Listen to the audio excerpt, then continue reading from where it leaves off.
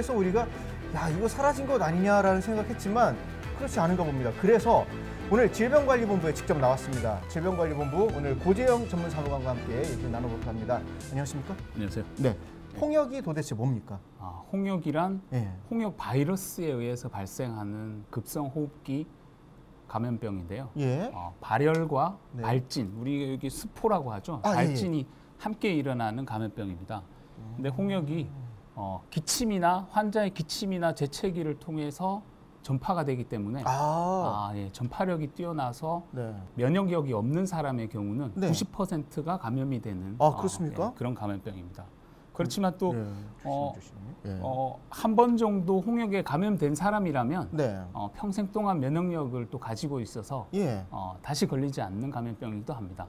그러면 걸리지 않고 예방접종을 했던 분들도 몸에 항체가 있다고 볼 수 있는 그런 건가요? 그렇죠. 예방접종 효과가 강력한데요. 예. 한 번 접종했을 경우에 93% 정도의 면역력을 가지고 있는. 그렇군요. 예, 그렇습니다. 사실상 사라진 줄 알았던 홍역입니다. 네. 그런데 네. 왜 하필이면 이 시기에 이 시점에 왜 이게 갑자기 발생했냐 이거거든요. 왜 그런 걸까요?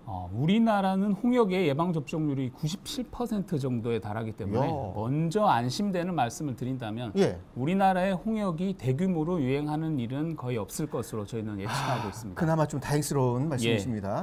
그런데 문제는 전 세계적으로 아직 홍역이 퇴치되지는 못했는데요. 예를 들면 아시아의 경우는 지난해 필리핀에 한 4천여 명 정도의 홍역 발생이 있었고요. 중국에도 한 3천여 명 정도 홍역 환자가 있었습니다. 뉴욕의 경우도 한 연말에 한 152명 정도의 환자가 발생했을 정도로 전 세계적으로 유행을 하고 있어서 우리나라에서는 퇴치가 되었지만 해외여행을 간다라면 언제든지 다시 감염돼서 돌아오실 수 있는 그런 상황입니다. 홍역에 대한 여러 가지 예방법 중에 지금 그 예방 접종에 대한 얘기는 알고 있지만 또 다른 방법으로 예방할 수 있는 방법이 있다라는 생각을 좀 해보게 되거든요.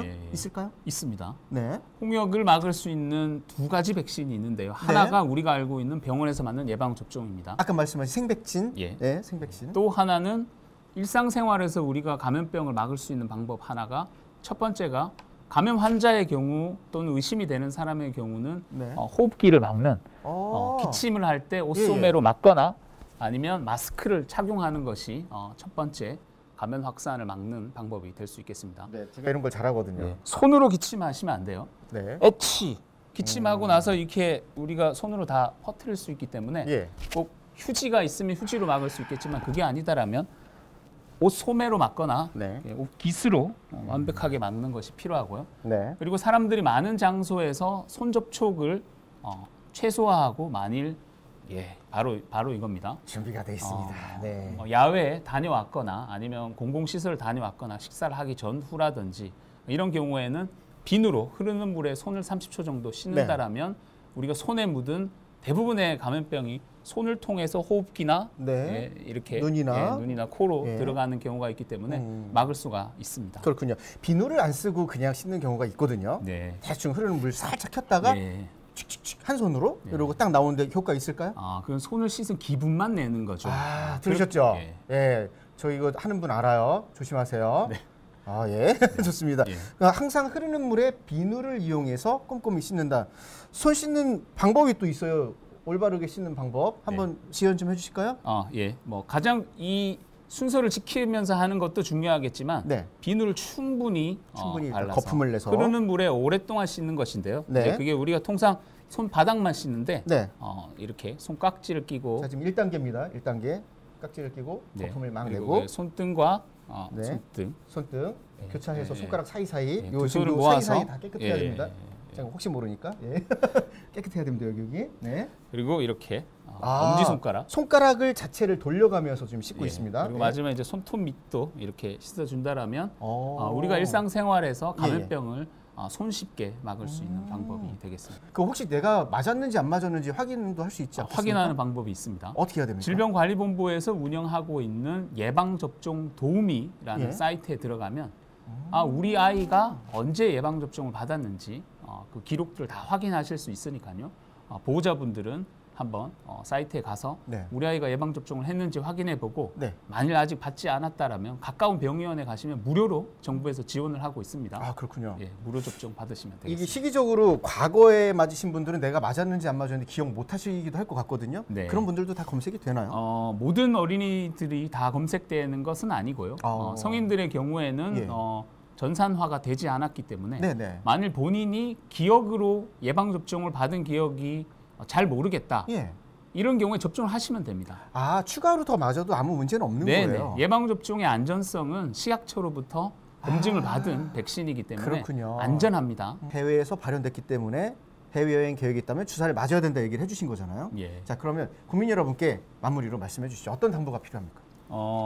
해외여행을 통해서 감염될 수 있는 감염병은 홍역 이외에도 뭐 다양한 감염병들이 있습니다.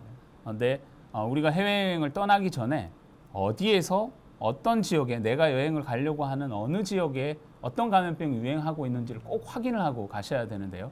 질병관리본부 홈페이지에서 확인을 하실 수가 있습니다. 예. 그러고 난 이후에는 예방약이나 예방접종을 받고 현지에 가는 것이고요. 네. 현지에서는 뭐 병원이라든지 감염병에 전염이 될 수 있는 곳을 피해서 다녀야 되겠죠. 그리고 귀국을 한 이후에는 자기가 있었던 여행지에서 있었던 혹시 상황이나 네. 몸의 증상 같은 경우를 검역 설문지에 잘 제출을 하는 것이 예.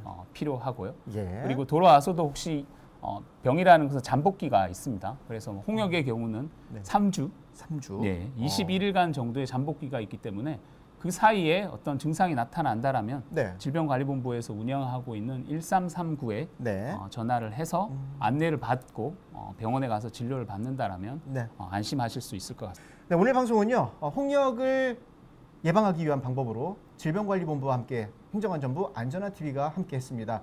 다음번에도 또 좋은 기회에 여러분을 찾아뵐 수 있는 계기를 마련해 보겠습니다. 무엇보다도 이런 노력을 통해서 지금 확산되고 있는 홍역이 빨리 종식되길 기대해 보겠습니다. 시청해 주신 여러분 고맙습니다.